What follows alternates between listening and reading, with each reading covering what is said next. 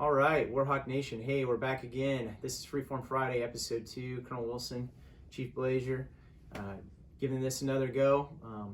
Appreciate everybody that checked us out last week, and we're going to continue to do this every Friday morning. If you have any suggestions on how we can make things better, or things you want to hear about, really, that's the most important thing. This is how we're going to be trying to get out information in the future. So we'll highlight some things from throughout the Air Force, throughout the wing, and then just talk a little bit about things that interest us as well. So appreciate you tuning in. So first, I thought we'd talk about General Brown taking command of the Air Force as the Chief of Staff of the Air Force this week. Monumental occasion for our Air Force in that we had the first African-American Chief of Staff, General Brown, but also the fact that we've got a great Chief of Staff, most importantly, coming to us from PACAF. Really excited about this change of command, and well, General Goldfein did an awesome job for our Air Force. Really excited to see all the great things that General Brown's gonna be doing for us as well. Chief, any thoughts? Oh, of course, sir. Yeah, it's certainly just powerful times for our Air Force, and you know, to see another amazing leader come in behind General Goldfein and continue to move our Air Force, you know, in the direction that needs. It's exciting times, but you know, he's going to have a new teammate as well, right? So pretty monumental to see two African Americans in those positions. You know, first ever for many of the services, but his new teammate that he's selected, Chief Master of the Air Force number 19, Chief Master Sergeant Joanne Bass. Yeah. You know, here's today she becomes the first female ever senior enlisted in any of the services. Big deal. But what's cool for me is I actually knew her as a senior master sergeant back in Ramstein, and she was always that leader that stood out, always that person that was looking out for airmen, always that person that would just keep it real. And that's exactly what our Air Force is going to get. We have been very, very blessed to have Chief Master Air Force number 18 right. I mean, he has showed us the right way to do things, and it's inspired our airmen, it's connected our airmen, sir. But the bottom line is we're in good hands. We're certainly going to stay in good hands. Yeah, it's exciting to have Chief Bass going into that job. You know, one reason she was the 2nd Air Force Command Chief as well. So that's exciting. So she knows our business. She's passionate about our business. All early signs from General Brown is that Area Education Training Command and the things that fall under the 37 Training Wings portfolio is going to be a high priority for him as well. So we're excited to see the change, but we're also very grateful for the leadership that came before them and got us to where we're at today. It's been some really challenging times, and we've had some great leadership across our Air Force, thank goodness. The other thing I wanted to talk a little bit about was some of the things that have been going on in our wing this week. So we had a graduation yesterday, Chief. We were able to go over there and participate in. We had 644 trainees become airmen. New lifeblood. Yeah. New lifeblood, yes, sir. Lifeblood. And then out at Keesler, we had 55. So right at 700 trainees graduating, considering that we're operating in the middle of a pandemic and we're doing it in a safe and healthy way. It's a testament really to those that are participating. Really, I will cite General DeGo as the 59th Medical Wing Commander. The secret sauce is the MTIs, and there's no doubt about that, making it happen. So it was a great event. I had the opportunity to do the Oath of Enlistment, reaffirm the Oath of Enlistment, which is the first time our trainees, which are no longer trainees, but our airmen get to do it as airmen, not as recruits, not as trainees, and so that was pretty exciting. And then I had the good fortune of watching the Chief operate afterwards, where he went out and he got a little chant going with the airmen. You imagine about 650 airmen. Chief, you want to talk about that? I thought that was awesome. I blacked out, sir. It just happens. It just comes to me. I just get inspired by the moment. You know, the great thing I love to ask them is who are you, right? So they can actually say they're no longer trainees, they are airmen. And then what are their mission? They're going to go fly, fight, and win. I mean, that is the basis of what I ask them. I look every flight in the eye, and I think that'll be the new normal, sir, for us. But so I love it. Regardless of whether it's COVID, anything, the mission remains, and we're building the world's greatest airmen. And it's because of the NCOs we have, the senior NCOs, the team we have down here, that's the one holding the line. That's right. I mean, there are sensors in the field. You know, when you're looking at the way that we manage the program, we manage quarantine operations, things like that, the sensors are the MTIs. The ones that make sure that all the safety guidelines are met are the MTIs. The CDC guideline implementation, it's the MTIs. It's remarkable what they've been able to do. And the really funny thing is how I don't think they even always understand just how big a deal this is. The fact that the Air Force pipeline is wide open, that we're cranking out airmen every single day, that we're getting them to their home duty stations, we're getting them through tech training, and we're doing it, and we're making it look easy, and it's pretty awesome. So the second thing I wanted to talk a little bit about was what we call Exodus. And Exodus is our holiday schedule for our tech training program. And so about 40% of the Air Force's tech training comes here to Lackland. There's a number of other tech training campuses around 2nd Air Force and around the rest of the Air Force. And so what Exodus really is talks about our holiday leave schedule. So we are working on that schedule. As a matter of fact, we are close to finally codifying what the plan is. And so while I won't put it out here today in terms of the dates or any specifics, what I can tell is those parents that are out there, those families that are interested in their trainees or their airmen scheduled for the holiday, reach out to them, have a good conversation with them. They will, if they don't know already, they'll know soon what the holiday schedule is going to look like for them. So we're excited to announce that. All credit to our 37th training group. We have 24 different AFSCs here. They really put their nose to the grindstone to come up with a good plan for each one of our tech training students. Yeah. Any thought on Exodus, Chief? Yes, sir. I this is a time of year that we know a lot of people look forward to. I would even say in the San Antonio community, sir, you haven't had a chance to see it, but it's pretty powerful. Is during Thanksgiving we actually even open up basic training, and the families from San Antonio, they sponsor airmen. And it's going to look different this year. But one thing we're going to make sure is that our airmen feel connected. They feel part of our Air Force family, and in the best way possible. We're going to make sure that they can have open lines of communication. We're going to make sure the families back home are informed of what's going on. Yes, sir. But we got to keep people safe. That is the theme across everything right now. We can't compromise on that. But we're not going to ever forget that person is serving for someone, and we need to make sure them feel they connected, whether that's their wingman next to them or their loved one back home. That's right. Absolutely. That connection is important. It's not only a internal family within the families, but the Air Force is a family as well. And so we always keep mindful of that, stay mindful of that. So look forward to that. Please talk to your airmen about that for those that are interested. I wanted to also talk a little bit about our international schools, Defense Language Institute English Learning Center. DLIELC has graduated 32 more students. You've imagined doing that in a pandemic environment. They keep cranking out our international military students. They keep cranking out our high English proficiency ECHO company members for the U.S. Army. They are doing great work over there. And also want to talk a little bit about our Inter-American Air Forces Academy. They are getting ready to start standing up more operations. They're growing. I don't want to get into a lot of specifics here necessarily, but what I can tell you is there's preparations to start moving back to a larger student populace and to a larger student pipeline here in those two portfolios as well.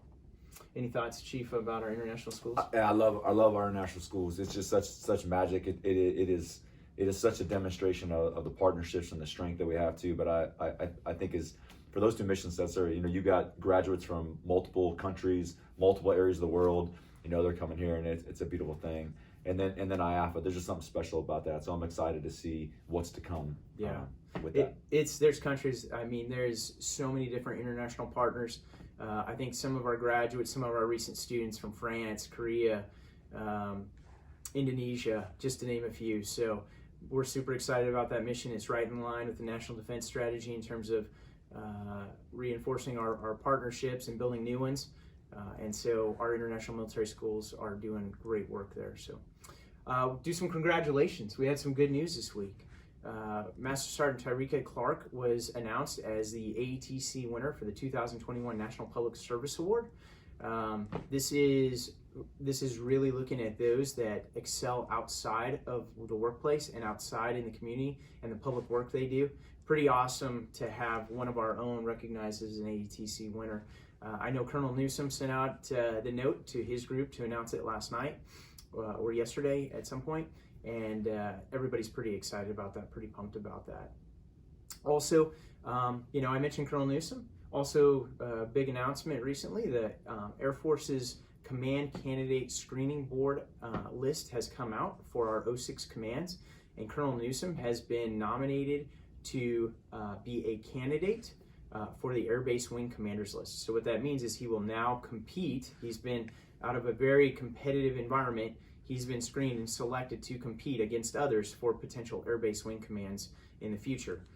Likewise, Colonel Gillis, who is our commander of our 637th TRG, which is our DLIELC, he has been selected to compete for an ISR group as well. So Colonel Newsom, I think I failed to mention that he's our BMT commander over there, the 737th Training Group. So 2 great officers, 1 magnificent senior NCO, all from our wing recognized this week in one way or another. Yeah, it's all good stuff, sir. Absolutely. Cool. All right, so we've hit on some of the things around the wing. We've hit on a couple of things from throughout the Air Force. Now, wanted to talk about the theme for this week. We're getting ready to go out and recognize our airmen. And each week as we go and do that, I think we have 4 stops along the way that our public affairs shop will be posting here early next week in terms of our visits. But this week is the topic is growth and development. We're going to talk about that. That's one of the things I'm passionate about, is always how we continue to improve ourselves week in and week out. I had my opportunity to talk about that a little bit during my commander's call that I had a couple weeks ago, but I wanted to take a minute and talk about that. So, when it comes to growth, I think those that organically or intrinsically motivated to grow, continue to improve, continue to work at their craft, are the ones that inspire me the most. I get super excited when I think about airmen that are out there constantly progressing, and our Air Force is amazing in that it always pushes growth and always pushes development. Yes, sir. Yeah, I think this topic in particular, I think it's one we have to continue to impress upon, because I think sometimes, sir, we can, even in our military structure, we look at positions, we look at certain achievements, and we have a tendency to kind of pause right in those moments. But the conversation on growth is really about, I think, the most important thing each of us can do is reach our full potential in life, right? So we all have talents, skills, and abilities. Now, it's our job as leaders to provide opportunities for airmen, but what you want to never do is become stagnant in any area, or feel like you've made it, or feel like, that doesn't mean that you can't take a knee from time to time, but I think it's having that growth mindset and just how you approach every single day. I'm going to use the opportunities I have to make a difference.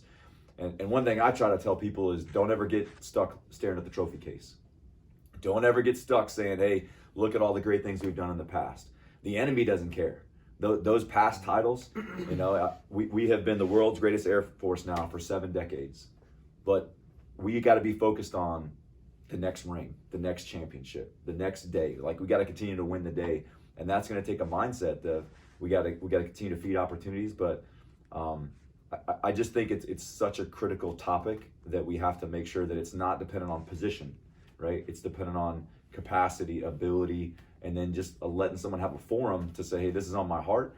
This is what I want to be able to pursue, and then just encouraging them to move in that direction. Yeah, continually progress, never stop. Never stop, never compromise for yourself, always go forward. I think about our career, and I think about life, and I think about our profession, and I think about it as a portfolio, right? You're always building, you're always putting more things in that portfolio. And when you stop putting things in that portfolio, that kind of limits your capacity. Now, whether you're going to come in the Air Force and you're going to do, 30 years, you're going to do 20 years, you might just do a 4-year enlistment and say, you know what, that's good enough for me. But everything that you did and everything that you do every day goes in that portfolio. And someday, somebody that matters, whether it's a hiring authority or something that you want, is going to look, they're going to open up your portfolio, and what are they going to see? They're going to see something that represents you and the things that you've done. So while you may not be in, let's say, in the job that you want to be in for the rest of your life, or whether you are, it doesn't matter. Every day, the things that you do go in that portfolio. You're really building equity in yourself and building equity in your career. And at some point, you're going to want that equity. You're going to cash that equity out for something else, right? So you might be limited in what you feel like your job is now. But man, there is no limit. If you do the best that you can in that job, there's no limit to what you can, where you can progress and where you can grow to. Yeah, and it's hard to see that sometimes, sir. Yeah. But I mean, I didn't think I'd make staff sergeant, right? I didn't, and I still look and I think for some people, I think they just have to trust that process. Yeah. Right. Trust that process. I ran into a retired chief about 6 months ago, and we met in the parking lot. And I was like, hey, what are you working on? He's like, yeah, I'm working on my master's degree. I'm trying to become a physical trainer. And that was a different path than what he'd done before. But he was vibrant. He was alive. Yeah. Like, he wasn't tired. Like, you would think that he was like, starting all over again. But just that passion that he was displaying. And then he shared a quote with me, which I think was powerful. He says, you're either green and growing or you're ripe and rotten, right? It's one of the two. You're either waking up every day and you are being stretched, and you are just caught in the process of just trying to build and get better, or you're sitting idle and you're in a way you're fading away, right? And there's no neutral in that. I thought that was just I'd never heard that quote before, and I thought it really resonated with just that continual passion to help others and to grow in the process. Yeah, so amazing story. So let's talk about our Air Force as a platform for growth. Like, there is probably no other institution that's better when it comes to personal growth and personal development. Now, sometimes we get pretty limited view. We think of the Air Force as this little box, and hey, we can do anything as long as we stay with that box. But I will tell you, the opportunities the Air Force offers you to grow and progress and advance. Let's look at our NCO Corps for a minute. When I look at our NCO Corps, and let's say there's some type of opportunity, typically I'm getting bachelor's degrees, certainly associate's degrees, a lot of times I'm seeing master's degrees. And Chief, I had a senior NCO that worked for me back at Charleston Air Force Base that was working on their PhD. No kidding. And that's the truth. We value education, we value growth, we value it. And I'm grateful to be a part of the organization that feels that way. As a public school kid from Colorado, to having had the opportunity to get a master's degree at Harvard, I never, ever, ever would have had that opportunity if it wasn't for the United States Air Force. You got a few of them on that wall too, well, so it's not just... Yep, and what I'll say is, Chief, no kidding, it's all because of the Air Force. The Air Force gave me those opportunities, and I'm passionate about that. And so when people think of the Air Force as this limited thing, they're really missing the mark. Because while they may have, their nose to the grindstone, and it may be looking at what the 5-meter target is or the 50-meter target is, they're not seeing the big picture, which is the Air Force will give you almost any opportunity that's out there, but you got to work for it, and you got to want it, and you got to grow, and you got to develop to get there. Sure.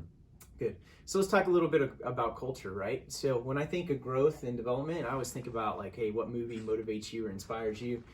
For me, that one of those movies that comes to my mind immediately is a movie called Vision Quest. It's an old 80s movie with Matthew Modine. That is, people are going to have to Google that one. You did? No, I did. Yeah, I did, but the other people also. Oh yeah, they will. It is a cult classic. But look at it, and it's probably not as great as probably in my memory as it was from when I was younger. But what I do remember about it vividly is that Matthew Modine's character sets his goals, and his goal is to drop in weight class. He has to drop like 20 pounds in weight, and he's going to go and wrestle this all-state wrestler that has never lost. And he sets his goals on it, and all you see him working and working and working and working the entire movie, and then he finally overcomes, and he finally kind of self-actualizes and achieves his goals. And it's just the most amazing thing it was to me when I watched it, and I really enjoyed the movie. Chief, you have anything from pop culture that kind of, when you think of growth and development? I probably two movies come to mind for me, sir. I do love The Pursuit of Happiness, the one with Will Smith, right? Man. That's a great one. That's one that really, you think about, an individual who is just in probably just the toughest situation imaginable. A family situation, had to work for free on Wall Street, had to break all kinds of, just barriers to even earn that opportunity. But it's just such a powerful story, and an example, I think, too, right? Man. To why he was doing it in the first place, to just invest and grind every single day. It's pretty cool. And then I also, Good Will Hunting. Good Will Hunting to me is where I think it's a great example of you could be the smartest person in the room, right? You could be the most brilliant person in your environment, but if you if you don't use your gifts for good, or if you're just a menace to society, that doesn't mean anything, right? It's what you do with it, right? And I think that was what was powerful about that story is, and there were things that he had, personal scars that he had to work through, with someone else. It's just a beautiful account to like someone else grabbing someone from where they are, helping them reach their full potential once again. Those are two that stick out to me. Man. Pursuit of Happiness, since when I think of that movie, it sends shivers down my spine, and the fact that it's all really based on a true story, it makes it even more amazing. And then Good Will Hunting, you're right. There's two things that go into development. There's talent and there's hard work. Yep. And it's when you compare those two things is when you've really got something. But in the absence of talent, man, I would rather have hard work every day of the week. So, hey, when it comes to growth and development, there's those that inspire growth and development, and then there's those that teach and educate growth and development. So one book I'd like to recommend is Emotional Intelligence 2.0. It's a great book. Check it out. And so the concept is basically it kind of teaches you to be, or makes you more mindful about your self-awareness, about how you relate, about your relationships and how you deal with people, and kind of have that awareness about your surroundings, and so that you're sensitive to how others might be, what others might be thinking and how others might be perceiving certain situations. And it's really powerful to kind of take the process away from yourself and project it outwards to kind of have a more empathetic and sympathetic type of mindset. And so I really recommend that book. Any books or anything like that you want to recommend? Yes, sir. Yeah, I mean, I got kind of a reading list out there too, but one that is always a go-to for me. So I was a tech sergeant when I first got kind of clued in on it, and it's by John Maxwell, 360-degree leader. Yeah. And I had always, I think at that point, I had always thought of leadership based on, hey, when I get that job, I'll grow, right? When I get that job, I'll be able to affect change. And I didn't realize all those were myths, yeah. Right? And 360-degree leaders, it teaches you that you certainly lead in a downward direction when you're in a certain role, but you have peer leadership, and you also have the ability to lead up. And I had never even understood that concept, that you actually can lead up, that you can communicate, and how to do that, I think, was really, really important. And I think this number one thing is that it allowed me to learn that leadership is not about power, the position, it's about influence. And anybody in the formation, no matter where you are, have the ability to influence the world around you. And that's why I think that book to me will always be a go-to. 360 Leader by John Maxwell. That's awesome. So this is Freeform Friday. So I'll tell you, like, no kidding, while he was talking about that just right now, it inspired a quick story. So I was a commander out at Little Rock Air Force Base, and we had a structure shop. And our structure shop was performing admirably. Like, everything they did, the awards, the recognition, the performance, all their key performance indicators were the best. And I tried to figure out what was it about this structure shop. And I went down there and I visited, and I visited time and time again, and I finally came to the conclusion it was 2 Airmen First Class, 2 A1Cs that were out there. They were volunteering across the community, but they were in their shop. They were inspiring the other A1Cs who were then helping guide the whole shop, these 2 Airmen First Class. And guess what? I need to catch up with them, but I pretty much guarantee you they're not Airmen First Class anymore, right? So that's the whole point. You ascend based on your aspirations and based on your dedication and your commitment and your growth and your development. So, Chief, anything else you want to say in parting shots? Yeah, just as always, just thank you to the team. Sir, we're blessed to serve Warhawk Nation. It's great to hear some of the highlights, but I mean, that's what Warhawks do. Warhawks don't settle. They team up, and excellence is our standard. So I appreciate every single one of you out there waking up every morning, growing, and letting us see that you make that happen and make it reality every day. Yeah, you're doing amazing things. I think we've tried to emphasize that throughout this episode. Also wanted to throw a quick shout out to our parents of our BMT trainees. We know that it is a really tough environment, and I'll say tech training also. It's a tough environment. You don't get to see and communicate with your family members, with your trainees and your airmen quite as much as we wish you would. We're thinking about that. That's on the forefront of our minds. It's been a very dynamic environment, and while we're trying to solve problems, we have solved many, but the one that's still out there that I think we need to do a better job on is communication between our trainees, our airmen, and their families. And so we're going to put our brains to that, and we're going to think of things that we can do to improve. Certainly, we encourage you, if you have ideas that are still meet our health and safety guidelines, if you have some ideas on how to do that for those at home, please share those with us in the comments section. We look forward to hearing from you. All right, and with that, episode 2 out. We look forward to going out and having some fun today, recognizing some of our members across the wing. All right, Warhawk Nation. Warhawks trained to win.